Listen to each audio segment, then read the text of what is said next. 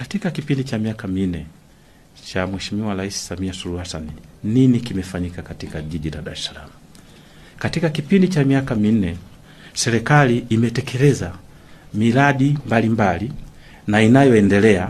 Nikichukua miradi ambayo imekamilika na inayoendelea kwa sasa, ina zaidi ya takribani trilioni 1.2 katika kipindi cha miaka 4. Trilioni 1.2. Miradi hii inahusisha miradi ya maji safi, vile vile na miradi ya usafi wa mazingira kwa maana ya uondoaji wa maji taka. Kati ya miradi hiyo, miradi ya maji safi ni takriban bilioni 800 na miradi inayohusiana na usafi wa mazingira ni karibu bilioni 400. Miradi hii ipo iliyokamilika na miradi mingine inaendelea na utekelezaji hiko kwenye hatua mbalimbali. Kati ya miradi hiyo niliyozungumza yenye karibu trilioni 1.2, miradi iliyokamilika ina takribani bilioni 345. 345 imekamilika na mingine iko kwenye hatua mbalimbali ya utekelezaji.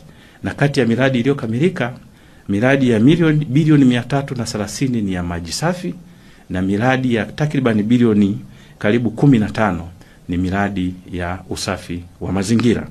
Kwa hiyo ukiweza kuangalia hapo utaona jitihada kubwa ambayo imefanyika kuweza kuhakikisha kwamba tunasonga mbele.